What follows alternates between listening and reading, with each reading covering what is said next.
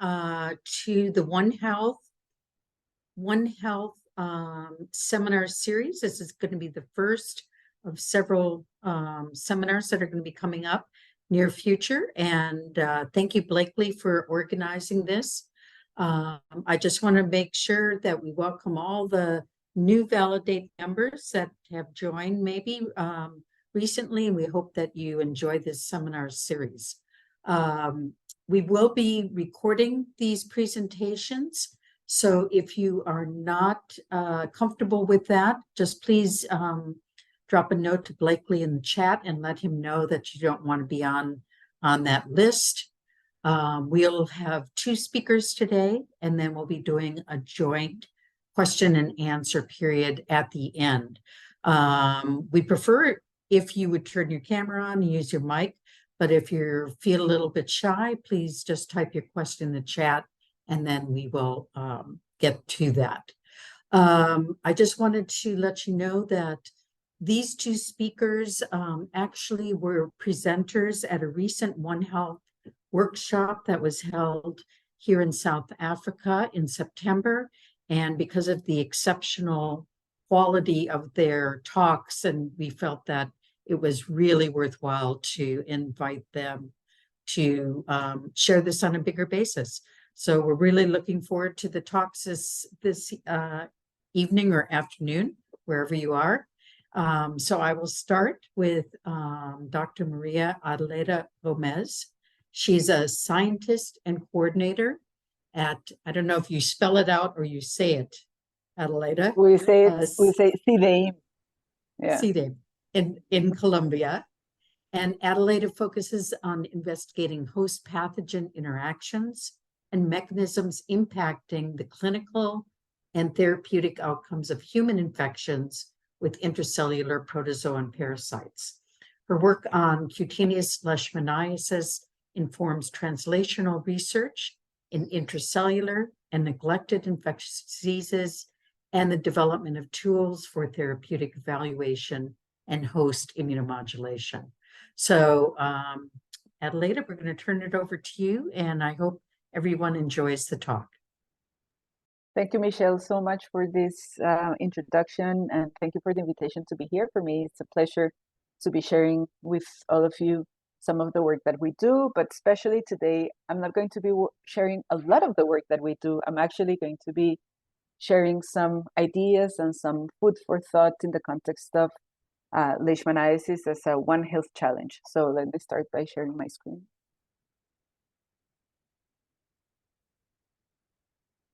Can you see well my presentation? Yes, it looks perfect, and we can hear you. Thank you. Perfect.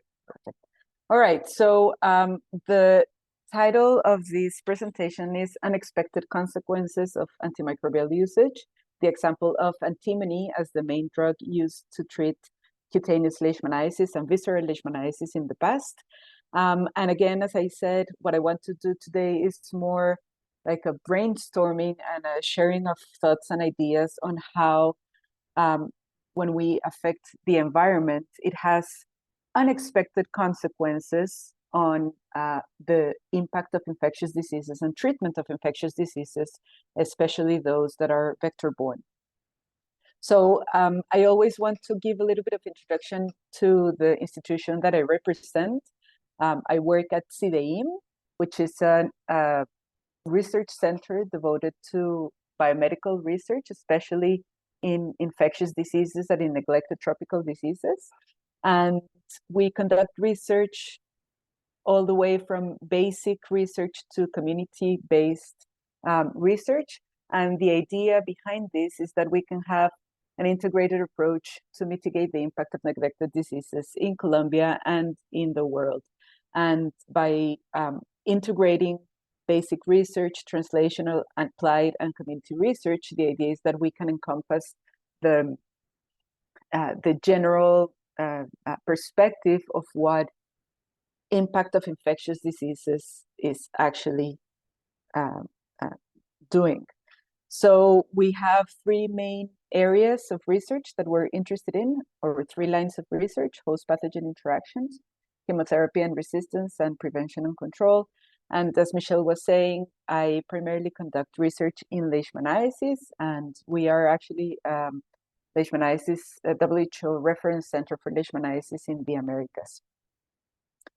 So let's go straight to subject. So this is the first seminar series on One Health. That this is actually going to be 3 different sessions on talks about One Health. And I brought this slide to have a very brief introduction of what One Health is.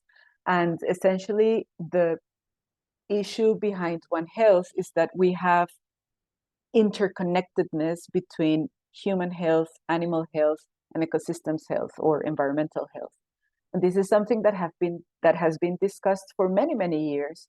And I think the game changer in the One Health approach is that in this context, we're not thinking of human health as the center, but we're thinking of human health, animal and environmental health as equally important for sustainability in general. So here, we're not going to have an anthropocentric view of this 3-way interaction, but again, the idea is that all of these components are equally important for health in general. And going a little bit outside of my comfort zone, what I'm going to be talking a little bit today is about ecosystems health and how environment in general can shape the outcome of infectious diseases and the ways that we aim to control infectious diseases, and also how unexpectedly or in ways that we don't foresee, we can impact the environment in a way that it has impact on the outcome of infectious diseases. A brief introduction on Leishmaniasis as a One Health challenge.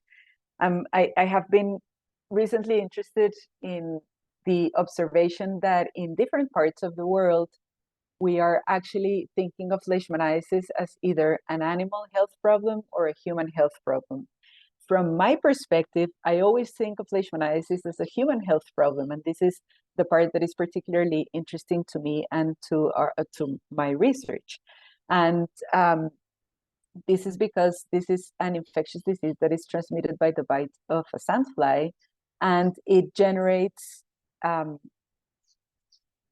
clinical manifestations that are associated with cutaneous ulcers, as you can see here, with mucocutaneous damage, as you can see in the bottom here, and with visceral compromise, as you see on the right-hand side. Essentially, this is an infectious disease that is caused by a parasite. This is a protozoan parasite that lives within phagocytic cells in mammalian hosts, in this case in humans. And what's particularly interesting of this parasite is that the pathology that it generates, being cutaneous mucosal or visceral leishmaniasis, is primarily mediated by the inflammatory response. So it's not that the parasite itself secretes, let's say, a toxin or something that destroys the tissue, but it's the response of the immune system to this parasite that leads to the clinical manifestations of disease. And this is where a lot of our research comes, but as I was saying, I'm not going to talk a lot about our research today, but I'm going to go on a different route in bringing environment to the context of Leishmaniasis as a One Health challenge. So beyond being a problem of humans, as I was saying, Leishmaniasis is also a problem of animals. So this is a disease that affects different animals. It is quite predominant in dogs. Actually, dogs are considered one of the main reservoirs for visceral leishmaniasis in different countries in the world, in Brazil, in different places in Europe, at the Mediterranean region. And these animals, the dogs and some other reservoirs, can have clinical manifestations of disease as well. So dogs, for example, can have ulcerated cutaneous lesions, as what happens in humans. They can also have some other compromise as problems in the skin, problems in the eyes, and this is an effect of infection itself. A lot of animals and a lot of dogs are also asymptomatic, so they don't necessarily have clinical manifestations of disease. And in a way, I think that's why in some areas of the world we have a more human-prone vision of leishmaniasis versus a more animal-prone vision, where, for example, in Latin America, and especially in Colombia, not necessarily in Brazil, we have a lot of emphasis on human cutaneous leishmaniasis and not that much in animal cutaneous leishmaniasis.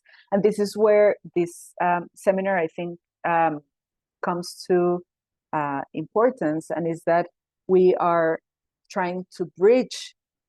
Oh, okay, someone is writing on the screen. So what we're trying to bridge here is animal, human, and environmental health. All right. So this is a little bit of what I was mentioning before. We have different views about leishmaniasis, and it's more geared towards animal health in the northern countries in Europe, and a little bit in Brazil, and it's more geared towards animal health in the Americas. Just a favor to ask for whoever is doing the drawings in the screen, if you can remove them. I don't know if everyone sees them, but I do. And if there's a way to remove them, that would be ideal. Otherwise, just bear with me. This is the life cycle in, Jalou Kermal. If you can stop doing the drawings, that would be super. Thank you. This is the life cycle interactions and the relationship of these life cycle interactions with the control strategies. So what we have here is a very cartoon-like drawing of the life cycle of leishmaniasis. So essentially, we have a very strong interaction of animal reservoirs. As I was mentioning, dogs, other animal reservoirs can be rodents or opossums, for example. We have humans, in a way, participating in the cycle as probably incidental hosts, although, for example, for visceral leishmaniasis in India, there is anthroponotic transmission that has been very well characterized. And we also have a very strong interaction of the environment. Why? That's because sandflies, which are the vector that transmits this disease, this infection, inhabit places like forests or landscapes that are appropriate for their survival. So once these landscapes are perturbed, then the potential for transmission begins, in a way that either humans are exposed to infection because they go into the forest, or because animals migrate out of the forest and come close to the domicile of individuals and therefore begin to participate in the transmission cycles. So this is an image that I wanted to show you of actually something. This is a picture that I took a couple of months ago in a place in Colombia, where you can see very well how land use has an effect on the dynamics of transmissions of these vector-borne diseases. So what you see here is a very nicely conserved forest in the left-hand side, a road in the middle, and exactly immediately after the forest, we have a palm tree plantation. And this is something that happens very consistently throughout the world when more and more forest land is being taken to be used for agriculture. And this is one of the main reasons why exposure to these vector-borne infections increases, because we have higher access to, or closer access to the forest where the main cycles of transmission occur, and also because perturbed ecosystems like this one can promote the exit of animal reservoirs that can potentiate transmission in more domestic environments.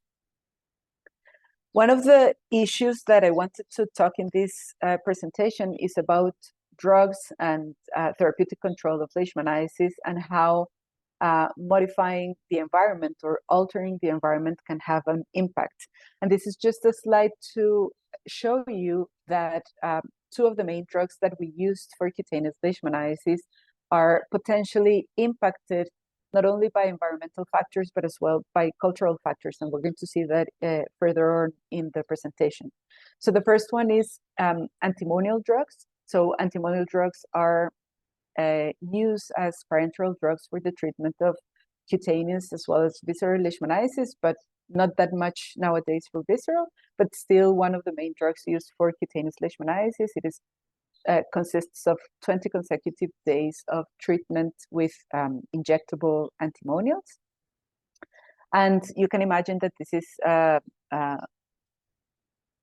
difficult to use drug because it involves the need of someone to deliver the drug to the patient with an injection. Also, patients that live in remote rural areas have difficulty in access to this type of drugs because there's difficulty in the access to the healthcare system. And also there is a complication that is added to this, and is that this drug is particularly toxic. And so adverse effects need to be quite well evaluated and followed up so that patients are adhere well to the drug, but also that they do not present any adverse events during their treatment. The second drug is miltefosine. This is an oral drug, so this is much better in terms of accessibility for patients because the patient can take the drug to their homes.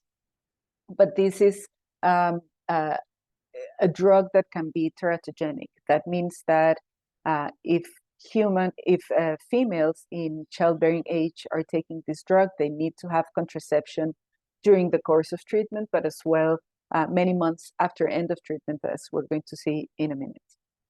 So why and how does the environment impact access to treatment or the response to treatment? One of the main problems of environmental factors is access to healthcare. And this is an image as well of a recent field trip that we had in one of the northern parts of Colombia. And this is just to depict that there is a very big challenge in access to healthcare in general, but also access to treatment of these neglected infectious diseases that are particular to these remote endemic areas. So this is just an example of a road that leads from the main city, Santa Marta, to one of the endemic areas in the northern part of Colombia. And this requires about 4 hours walking up and down the mountain to be able to get to the village. So you can imagine that for patients, this is a very complicated situation that they have to go through for being able to have access to these drugs, and more so when drugs need specialized healthcare to be able to be delivered, such as injectable antimonials. An environmental challenge that is quite important is the destruction, let's say, of water sources. And one of the main problems, and this is also a picture of an environmental or of an endemic area of cutaneous leishmaniasis in Colombia, where you can see that some of the main water sources that support this area is quite polluted. And this is where one of the main points that I wanted to make in this presentation comes, and is that pollution in water sources can come from different places. And one of the places where it can come from as well is mining. And we're going to see how mining activities and contamination with other metals can actually affect the outcome of treatment with antimonial drugs. And I bring this image because, just as a brief reminder of our chemistry, this is antimony. This is the metal that is used to treat leishmaniasis. If you see in this periodic table, antimony is very close to arsenic. That means that they share very closely their elemental properties, both in terms of the good and the bad.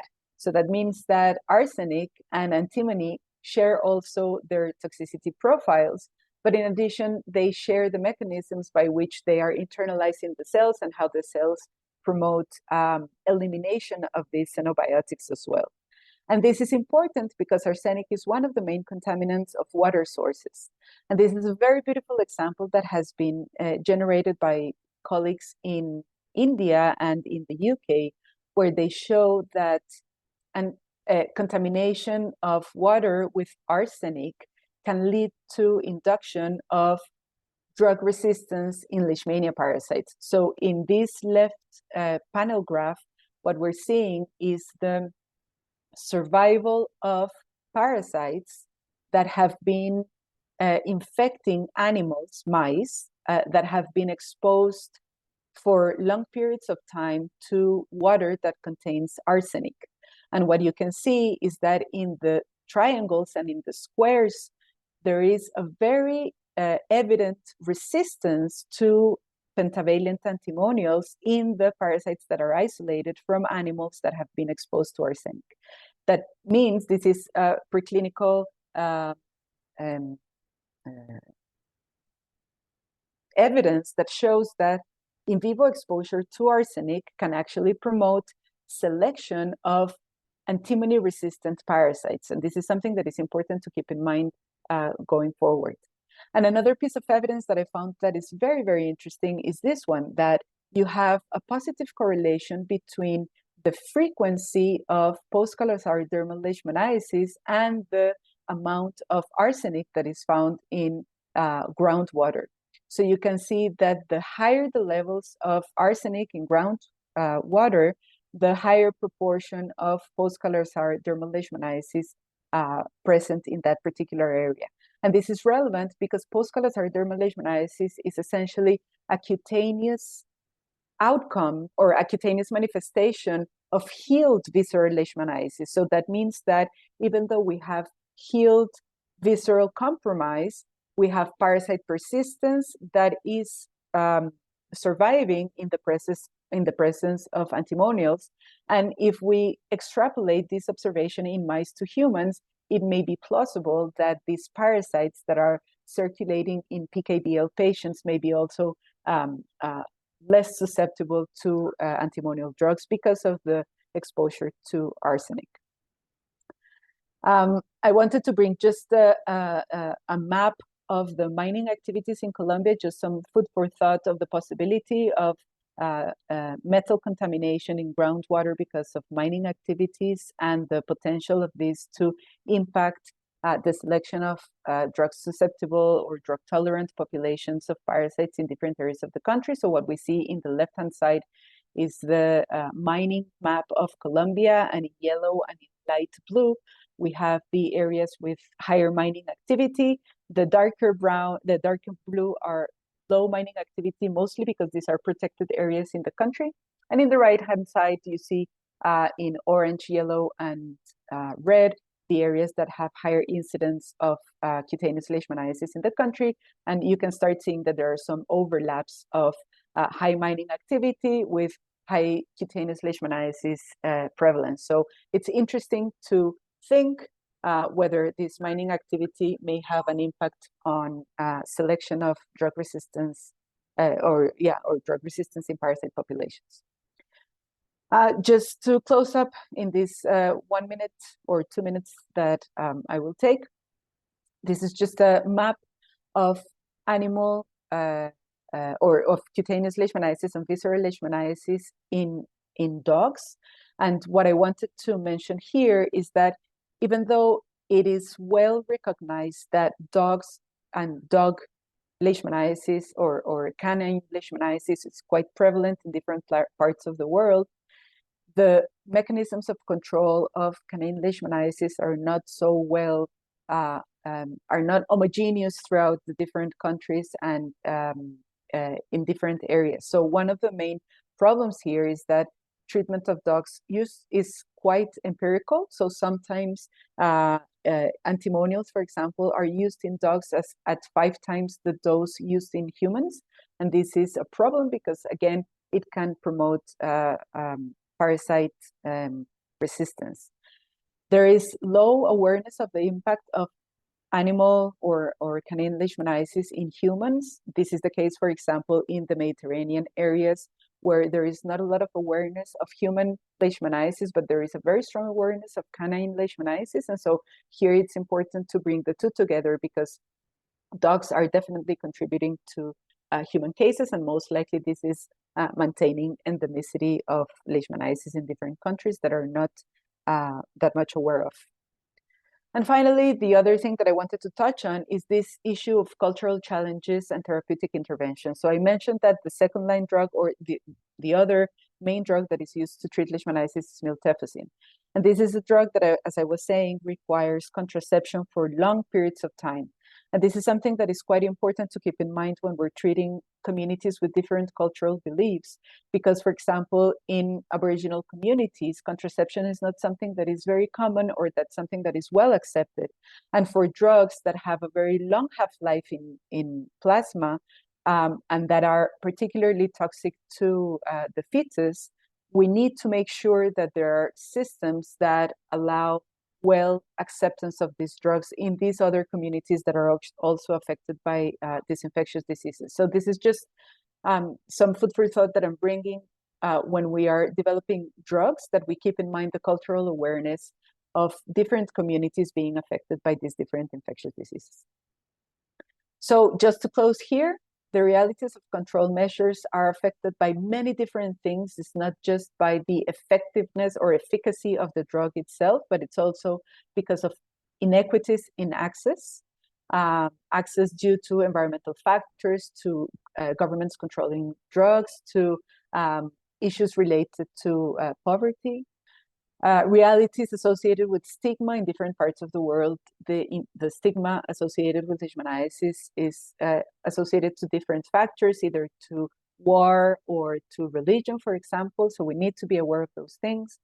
And also in relation to different cultural practices that, as I was mentioning in the case of miltefosine, we need to be aware of the availability of and the usefulness of contraception in different communities. So with this, I'm going to stop because I've been a couple of minutes beyond my time, but I just want to have one last slide to thank all our research team, past and previous members. Even though I didn't show the research that we do, all the work and all the thoughts that come to our heads are because of a lot of discussion of different members belonging to different disciplines, and this is what makes our research pretty exciting. And also I want to thank our funding agencies, because that's why also we're here. So thank you all, and I'll give now the space to my colleague Richard, and we'll go for questions afterwards.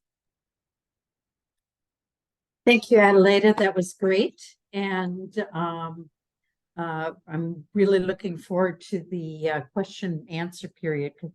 I think you've raised a lot of very important points, not just for Leishmania, but obviously all of the neglected tropical diseases. I think we often forget, especially as researchers, the cultural impact and that type of thing. So looking forward to hearing from the rest of the people attending.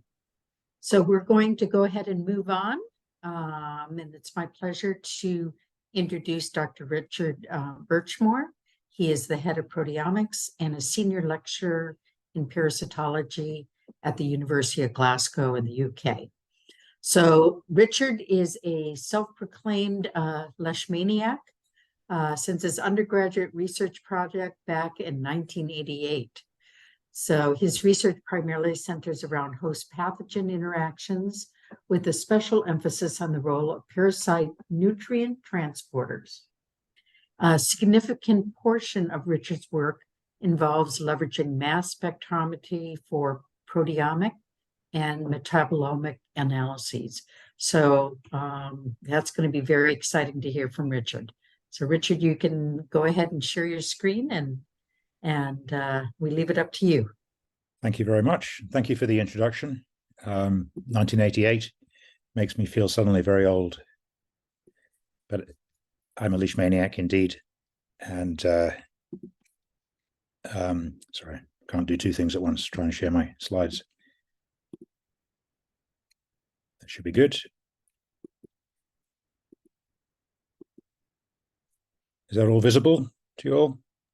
Yes, perfect. That looks great, and we can see, hear you. Thanks. Yeah, so I'm a Leishmaniac, but I do not live in an area where Leishmania is endemic. So I am very keen to collaborate with people who do work in endemic areas, and I have a long collaboration with Adelaida, and it's also very useful that she spoke before me, because I don't plan to give very much introduction to the disease. I'm going to go straight in and talk about how we, in my group, try and use Omic approaches, so global molecular approaches, to try and understand something about host pathogen interactions. And I do a lot of work with a lot of different pathogens, and indeed work with a lot of diverse researchers, but I'm going to focus on work on Leishmania today. So I have a parasitology research group which works mostly with Leishmania, and I also manage a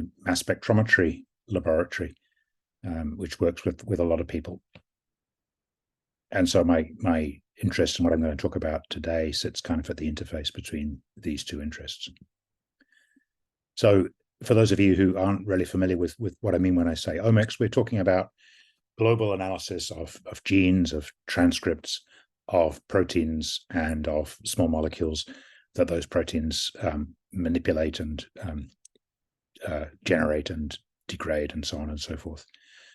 So what we're aiming to do is report on many molecules in a single analysis. So these are technologies which have really arisen over the last couple of decades, and they're still developing very rapidly. They're still limited by things like sensitivity thresholds. So there's always a limit to detection, particularly using mass spectrometry, less so with DNA and RNA, where we have the capacity to amplify.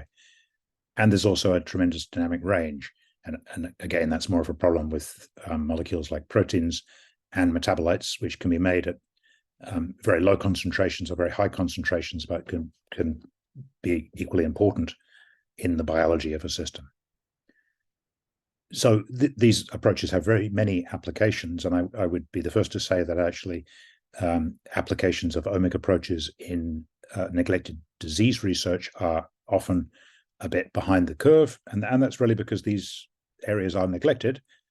And so new technologies tend to get applied to first world problems, typically cancer, but also aspects of food security and so on. They're expensive, and so I would want to point out really that the most important omic of all is economic. But I'm lucky because I work in a big university and I manage an omics facility which works with all sorts of people, and so this instrumentation is available, and I have the opportunity to apply it to neglected pathogens. What we do, though, is not really translation research. It's very much basic research, trying to generate new hypotheses that we can test by more conventional approaches, and that's where we really need to have interactions with researchers who are working closer to the endemic situation.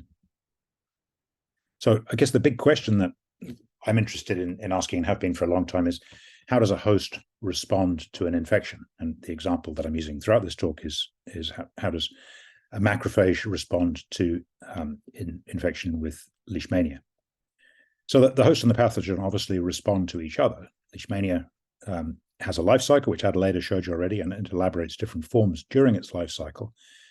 So when the parasite gets inside a macrophage, it transforms to an amastigote stage, which is adapted to live in the environment that it encounters in the macrophage. And we know something about that environment, but there are lots of gaps in our understanding of what the parasite encounters when it sets up home inside the macrophage host cell. The macrophage also obviously responds to being parasitized, and depending on how that response goes, that can lead to pathology, or it could lead to control of the parasite. And so this is a balance. And if we're thinking about how we can control Leishmaniasis, the disease, then we probably want to tilt that balance in favor of the host, such that the disease is more likely to be controlled and there will be less pathology.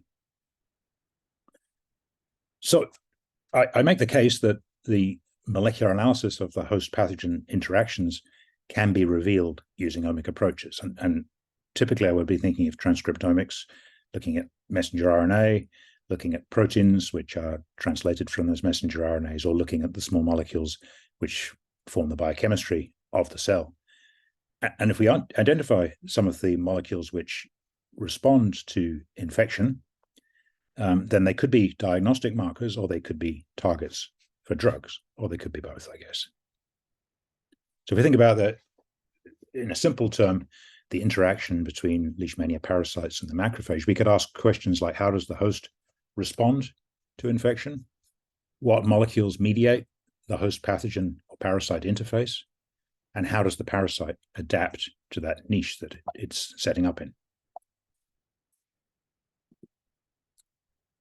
So this requires us to study the molecules in the host and the parasite. But there's a problem here, because if I'm a parasite in a macrophage, the room that I'm sitting in is the macrophage. And so there's a massive biomass bias towards the host cell. And if you try and look at the two together, then you tend to see only molecules that come from the host cell. That's less of a problem with RNA transcripts, because again, we have the capacity to amplify the lower abundance transcripts, but it's a major issue if we want to do proteomics or metabolomics in a host pathogen system. And so that's why I have here an image of a footprint, because often what we're looking for, what we see and what we try and interpret is the footprint that the pathogen leaves in its host cell. And we try and make links back to the pathogen from that. So the first experiment that I wanted to talk about is a fairly classical proteomics approach, where we took macrophages and we labeled them using stable isotopes. We labeled them so that all the proteins, essentially all the proteins in the macrophage, were labeled. They're labeled with an isotopic tag, which means we can see them by mass spectrometry, and we can distinguish them from unlabeled proteins because they have a different mass. Chemically, though, they're the same. So once we'd labeled the macrophages, we split that population into two. We infected one flask and we left the other flask uninfected, and we treated them in parallel from then on. We infected the cells, and at the same time, we withdrew the label, the molecules, the amino acids, which are maintaining the proteins in a labeled state. So because proteins turn over with time, proteins have a half-life, and if we take away the label, over time, the label will disappear from the system. And we would expect to see something like what I've sketched out on this simple diagram here. Proteins that are turned over relatively slowly will retain label for a long time. Proteins that are turned over very rapidly, shown in red, will lose their label quickly. And the bulk of the proteins, the kind of housekeeping proteins that are just steadily turned over at a modest rate, will gradually lose their label. So if we compare what happens to protein turnover in uninfected with infected macrophages, we might be interested in proteins that become more stable or proteins that become less stable in consequence of the infection with the parasite. So that's what we look for. And here's a view of a volcano plot. So we detected a huge number of proteins, thousands of proteins, and we've drawn a threshold on this graph. And above that threshold are those proteins which are significantly up or down regulated and confidently identified. So this is a typical way of sorting out a very large number of results and trying to focus on the important ones. So here's a more zoomed in view of the changes that we found in the macrophage proteome 24 hours after infection with Leishmania. So you can draw the threshold here at various positions, but in order to have a modest number of proteins to think about, I've drawn it here, and there's 50 odd proteins which are above that threshold, which go up or down in macrophages upon infection with Leishmania. And what we noticed is that at 48 hours, we saw many fewer changes. And when we mapped those changes onto what we know about Leishmania or macrophage metabolism, we saw that it looks like the host cell metabolism is recovering from the change, the kicking it gets when it gets parasitized by Leishmania. It reacts, things go haywire, and then the macrophage begins to adapt and returns to something that's closer to a steady state. And so what I think is happening here is that the parasite is getting into the macrophage, causing some trouble, and then hiding, beginning to sequester itself. It's adapting to its environment, and it's also adapting the environment within the macrophage. And we see that in this reduction in the changes to metabolism. So one way that the parasite could be doing this is by producing an extended phenotype. So extended phenotypes are very common in biology. So they can be used for hunting, they can be used for signaling. And we know that all cells secrete molecules into their environment, and presumably those secreted molecules have a function in things like environmental manipulation, defense and competition, communication, particularly perhaps for an intracellular pathogen like Leishmania for niche construction or niche modulation. Also, those secreted molecules could be useful biomarkers. So the next thing I want to show you about is how we looked at the modification of an intracellular niche by Leishmania. So here's a very simple version of the Leishmania life cycle. The promastigote form and the amastigote form. Promastigote is an extracellular flagellate form. The amastigote is an intracellular form which is non-motile and is much smaller than the promastigote. It's also much more quiescent. It's metabolically less active. I don't have time to talk about that today, but they're very different from each other. And so we wondered what sort of proteins they release into their environment and whether those proteins are different between these two different stages. There's been quite a lot of work looking at proteins that are secreted by the promastigote stage, partly because I think it makes sense that the promastigote is the stage that initiates infection, but also because the promastigotes are much easier to work with because they're an extracellular form that's easier to culture. And I still think no one has looked at the proteins that are secreted by the amastigote stage, which is more difficult to do. So a very good PhD student who was working with me finished a couple of years ago, Hazel Hamilton, set out to collect secreted proteins from both stages of the Leishmania parasite in azenic culture. There were a lot of preliminary experiments that needed to be done to make sure that we were actually collecting proteins that were targeted for secretion rather than proteins that were released by stressed cells or dying cells.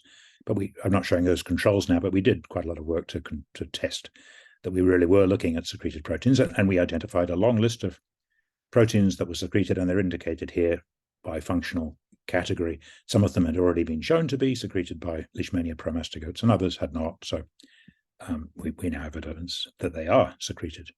But as I said, no one had looked at amastigotes. Amastigotes are much smaller and much more quiescent, and so it makes sense that they secrete fewer proteins, and that is the case.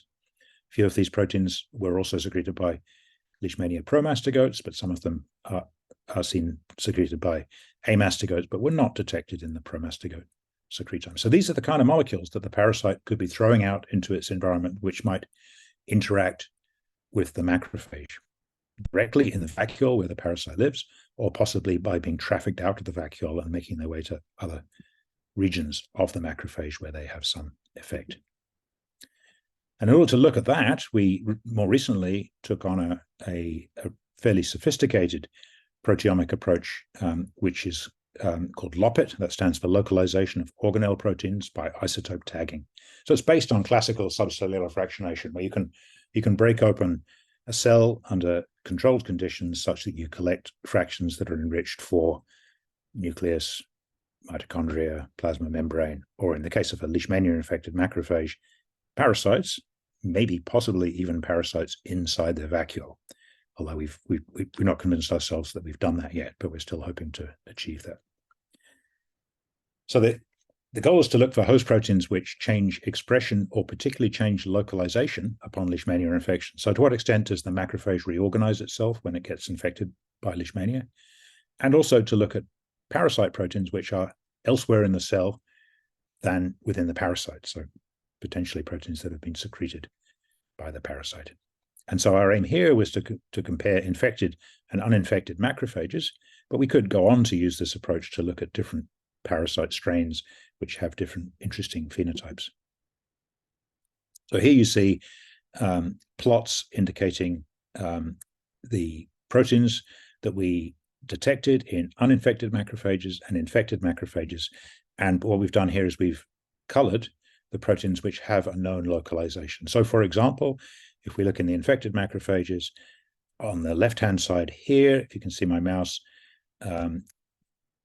there are, just looking for a pointer. Yeah, you can see these yellow points here. These are proteins which are already known to be in the mitochondria. And then there are gray points co-localizing. So those are now proteins that we would speculate are associated, physically associated with the mitochondria, but not annotated as being mitochondrial proteins. So we have a lot of markers here, and we have a lot of proteins which are not known markers, but they are now implicated as being associated with particular compartments. And we see changes between the uninfected and the infected. macrophages. We've only done this experiment once with a set of replicates, but only one time. So this is hot off the press data, and I have a PhD student who is going to start in the new year who will be pursuing this approach.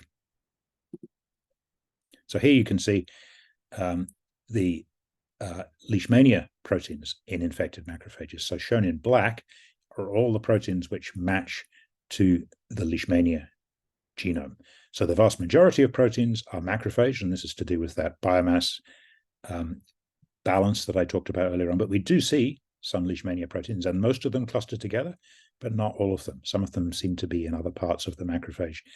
And so these are candidates for proteins that are secreted by the parasite and make their way to other parts of the host cell where they may or may not have some function.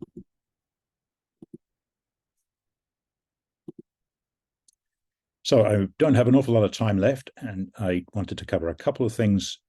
This is a collaboration which we did with Adelaide. So she's shown some pictures like this already of Leishmania endemic regions. They're often very rural. I've never been to such a region, and maybe at some point it would be great to have an opportunity to do that. But this study involved nothing that I was involved in, involved collecting samples, plasma samples from patients before and after treatment with glucantine, which is one of the antimonial drugs that Adelaide talked about.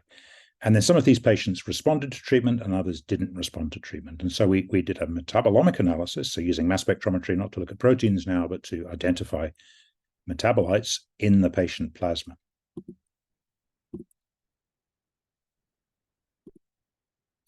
And so a heat map here, I don't expect you to take too much away from this, except to see that there are some metabolites which are upregulated before treatment and then downregulated after treatment, and other metabolites that seem to be upregulated after treatment. And I won't go into that in any more detail.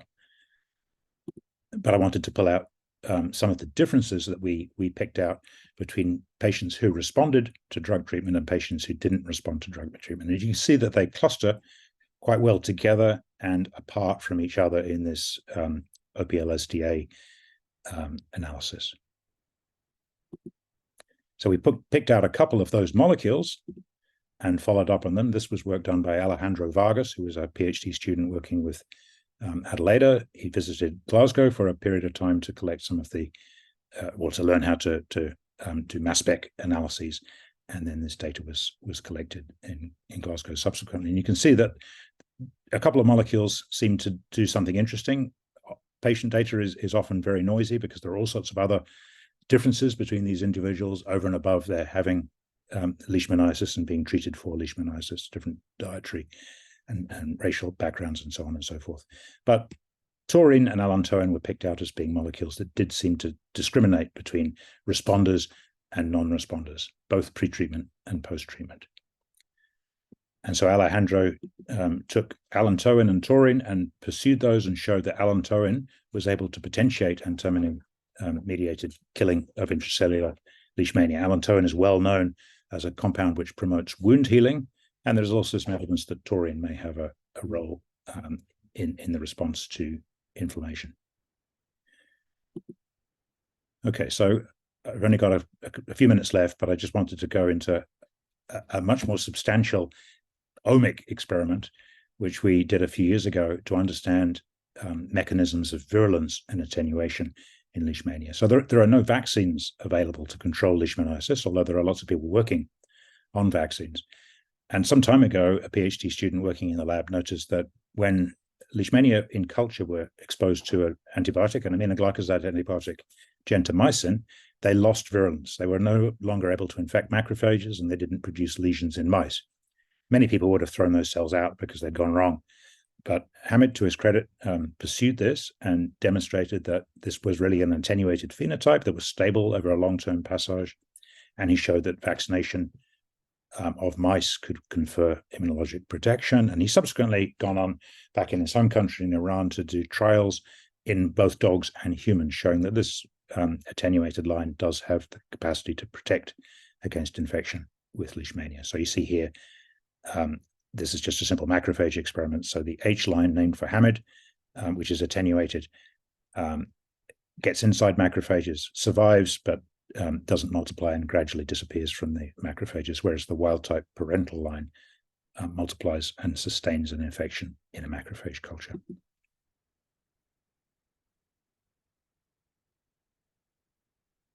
So in order to understand this, we haven't got a clue really how these parasites have become attenuated. We know that aminoglycoside antibiotics in bacteria target aspects of translation, but we don't know that that's the case in Leishmania, which is a eukaryotic organism. So starting from the assumption that we didn't know what the mechanism was, we basically brought a shotgun out and tried all the approaches we had in the lab, genomics, transcriptomics, proteomics, and metabolomics, to look for differences between these two cell lines that are related but have an interestingly different phenotype. Genomics turned out to be very complicated, and I'm not talking about that here, but when we put together the results from our comparative metabolomics, proteomics, and transcriptomics analyses, we found a number of differences, and sitting here at the intersect of this Venn diagram were some interesting molecules, purine transporters, glucose transporters, amino acid transporters, and a biopterin transporter. And that was really interesting to me because I'm kind of obsessed with transporters, membrane transporters, and we don't see a lot of transporters in proteomic assays. Am I running out of time? Right, I'll wind up.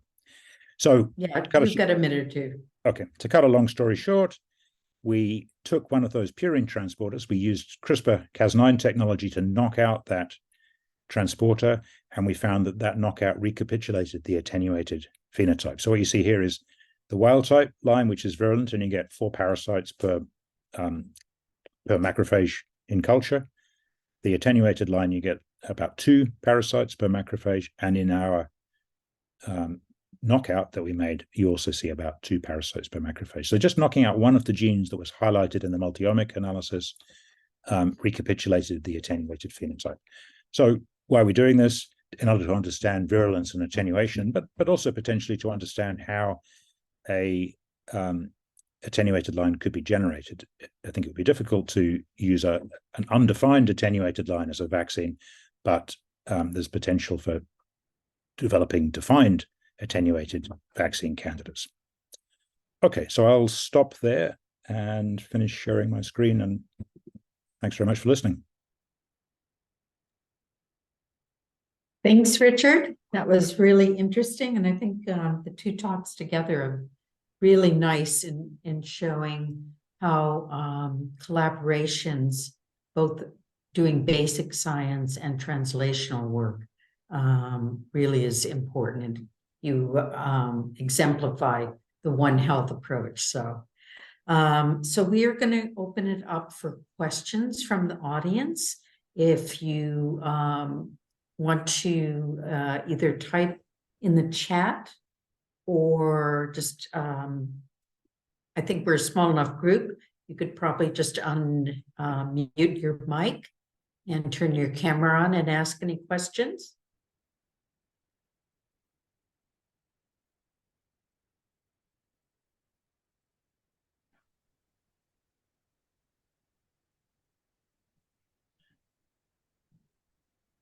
Good evening,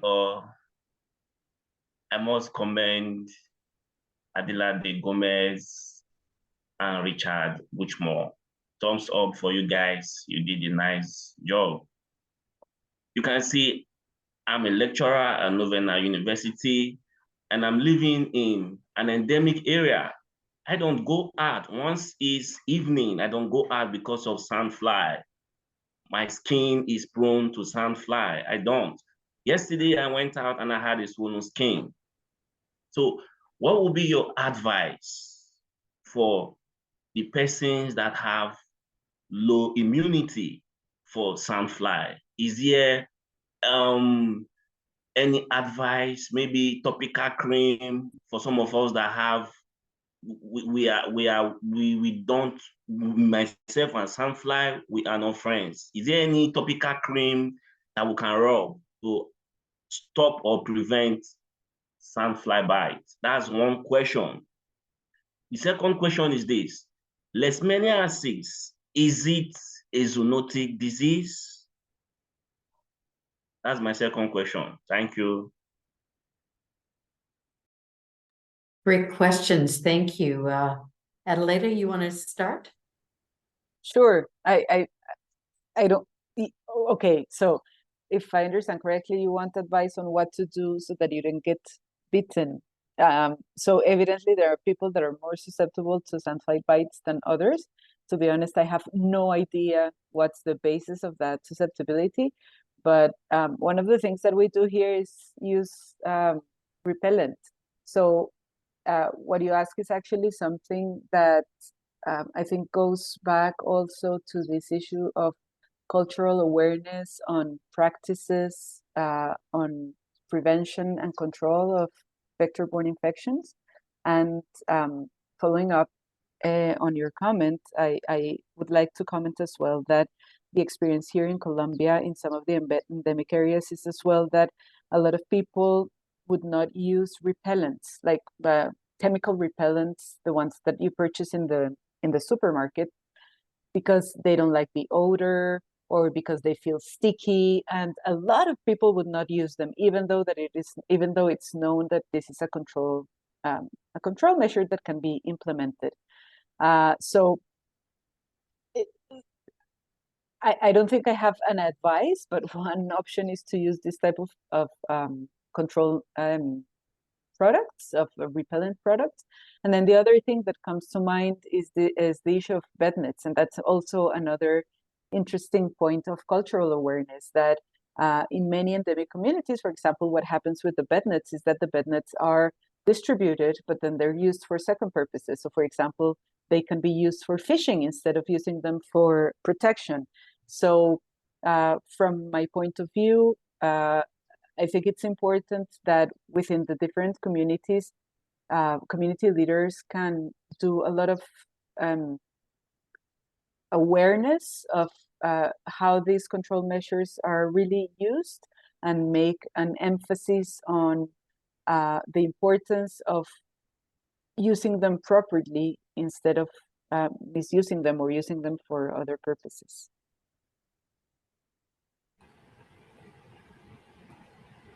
Richard, do you have anything? I think that chemical deterrents are probably a good solution to avoid being bitten by sandflies. Your other question was, is Leishmaniasis a zoonotic disease? And yes, it is, and certainly under some circumstances, it's a zoonotic disease. I thought I saw a hand. Yeah, that would be us. We just had, thank Okay. you so much for the talks from both of you. We have a question for Dr. Gomez regarding the discovery of the association between arsenic in the water and the inefficacy of the medication. We were just wondering, how was the association made? What were the steps that led the research team to recognize that it was hindering the efficacy of the medicine? Sure, thank you for that question. I don't want to bring the misconception of lack of efficacy. So what has been shown in animals is that when you give for about 3 months or 5 months, I don't remember exactly, arsenic at different concentrations in drinking water to mice that are infected with Leishmania, the parasite that then you re-isolate from those mice become resistant to the drug. Then the other piece of evidence is that when you treat people with visceral leishmaniasis with antimonials and they heal, there is a proportion of patients that have a secondary manifestation of VL, which is PKDL. And there is an association, there's not a statistical association like a risk factor, but there is a higher frequency of patients presenting with PKDL in places where there is higher arsenic in the water. So let's say that that's an indirect evidence of parasite persistence, despite clinical cure after usage of the antimonial drugs in patients with VL, that then leads to PKDL. And then there has been a third piece of a third study, which is actually a retrospective study on trying to bring the two together, using evaluating individuals with therapeutic failure and the relationship with arsenic in groundwater. And there was no relationship there. So most likely because treatment failure is multifactorial. So not only is because of drug resistance, you have not a particular relationship, but there is a strong evidence of selection of drug resistance, not necessarily of therapeutic failure. Okay. Any other questions? Richard, I think I have one for you. I was very interested in the fact that you were able to identify, a family of metabolic products, basically, that fall into the transporter group. Have you looked at whether there's a difference in people that are responders and non-responders in terms of any mutations in those genes that code for those transporters? No, we haven't. That would be an interesting thing to do. Transporters are funny things. They're quite rare proteins, and they're also very hydrophobic, and that means that they don't normally show up in these types of analyses, which is why I was saying I got quite excited when they seem to be enriched. I still don't really understand why they did show up there, but I think it is pointing towards them being important in the phenotype. Whether there would be mutations in the coding sequence or not, we haven't looked at that. But Leishmania is pretty complicated in terms of genomics. So the reason I said we didn't get anywhere with the genomic part of that analysis is that when we compared closely related lines that were only separated from each other in culture by maybe 2 months, there were more than 10,000 SNPs different between them. So Leishmania has a very, very plastic genome, and presumably the vast majority of those 10,000 SNPs are irrelevant to the phenotype that we're studying. So we do have data. We could look and see if there are mutations in the coding sequence for those transporters. And I'll do that because it's a good idea. We haven't looked at that. But I'm not sure that would, if there were mutations, that wouldn't necessarily explain their up or down regulation. It's a nice suggestion, though. Hey, do we have other questions? I have one, Let if I me may. Yes, please. So, Richard, this is also a question for you. Well, of course, it's not for me. It's for you. No, so I something that I saw, but I don't know if I saw it correctly, is that a lot of your Leishmania proteins in the lumpit analysis were localized to the nucleus. Yes. So this is that they are co-localized with mammalian nuclear proteins? They do. Yep. Do you have any thoughts on what's happening there? Well, first of all, there's the boring explanation that this is a subcellular fractionation that we've only done once. We had replicates in the experiment, but we've only tried one set of conditions. And I don't know if you remember from biochemistry a long time ago, these are quite tricky things to do, and they're quite variable in terms of the outcome. So the boring explanation is that actually Leishmania parasites wound up in 2 fractions, and one of them was the fraction where the macrophage nuclei enrich. But we don't think that's the case. We do need to do controls to check that. The interesting explanation is that Leishmania is secreting proteins which are trafficking to the nucleus and having some influence on gene expression. So yeah, that would be cool, but we haven't got to the point where we can draw that conclusion yet. Thank you. We're working on it. As I say, I have a PhD student starting who will be doing a lot more of that work imminently. So Okay, I don't see any questions. I have a question in the actually chat. as well. Oh, yes. If we're asking each other it. questions, I had one too. It's very simple though. You showed your graph of mining and Leishmania cases or endemicity, and it wasn't a perfect overlap, but I know from the news, certainly in the case of Brazil, there's a tremendous amount of illegal mining, and I wondered if that was the case in Colombia, and perhaps that's not represented on your map. Indeed, so that's not represented in the map. Actually, most of the illegal mining goes throughout the mountain range. I was actually looking up this morning at that. And the map that I showed of mining is mostly, well, it's the official mining. Yeah, the official mining. So I think, let me say, there is a lot of illegal mining happening. However, I think the areas are going to be quite similar. I don't think that there's going to be too much expansion beyond the mountain range, because the other parts of the country, the ones that were really dark blue, they're protected national parks. So they're really well surveyed, but taken care of in principle. Okay. So there should be an overlap in geographic areas of illegal versus legal, but I mean in the big sense. I guess, of course, illegal mining is likely to be much more polluting because it's uncontrolled. Exactly, that's the problem. Yeah, exactly, that's the problem. Thank you. Sure. And I have a question, I think, for both of you. Richard, you showed that an attenuated Lesh strain did confer some protection.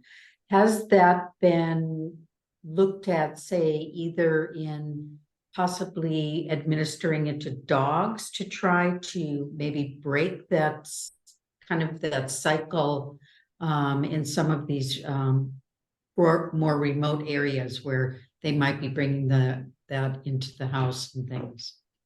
It has been, actually. I'm not involved in the work. This was I did the molecular aspects of the work, but the attenuated line, which is the attenuation approach, works for multiple species of Leishmania.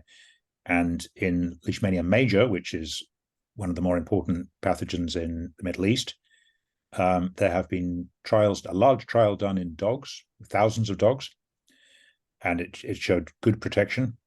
And there's also been a trial done in humans, both phase 1 and phase 2 trials in humans. And I haven't seen the final data from those yet.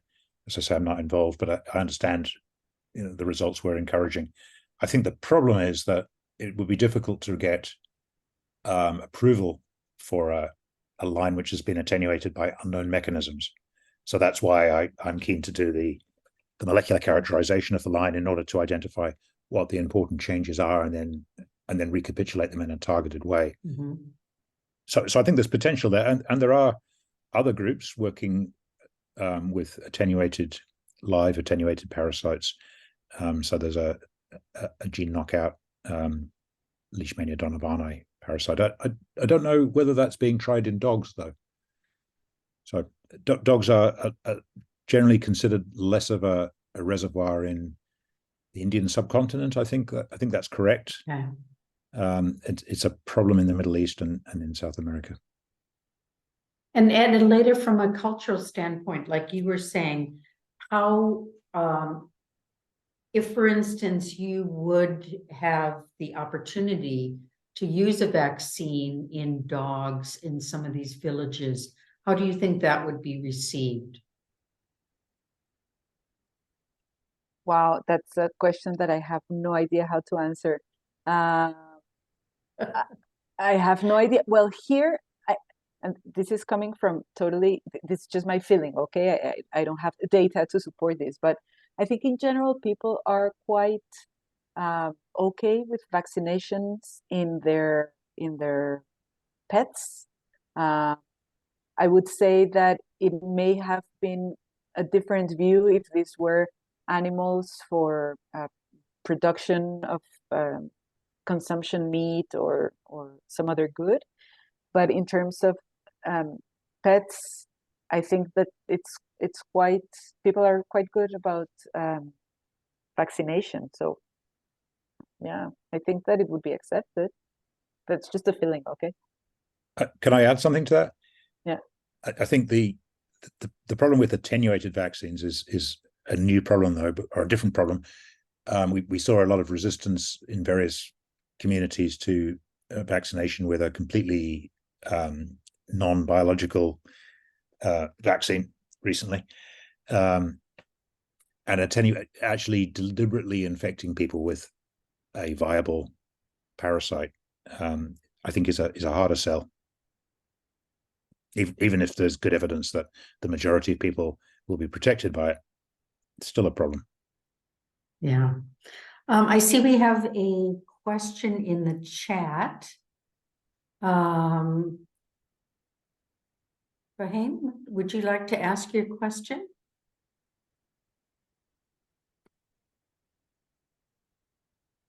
Okay.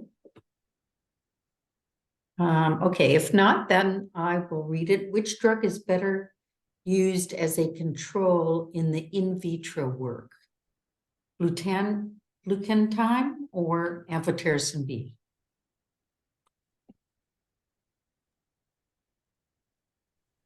They're both good. Go, Richard. That amphotericin is primarily used to control visceral leishmaniasis in the Indian subcontinent. I don't believe it's used very much in Central and South America, where glucantine, which is one of the antimonial drugs, is primarily used, I understand. But Adelaide probably knows more about that than I do. Yeah, so if you're asking for in vitro work, I guess that depends very much on the question that you're asking in your experiment.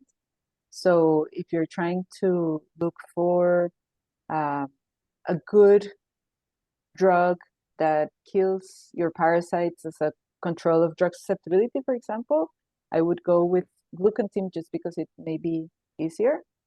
But if you're looking for example, comparison of mechanisms of action or something that is associated with effects on membrane or on lipids, then I will go to amphotericin B. So that depends very much on the question that you're really asking in your experimental design.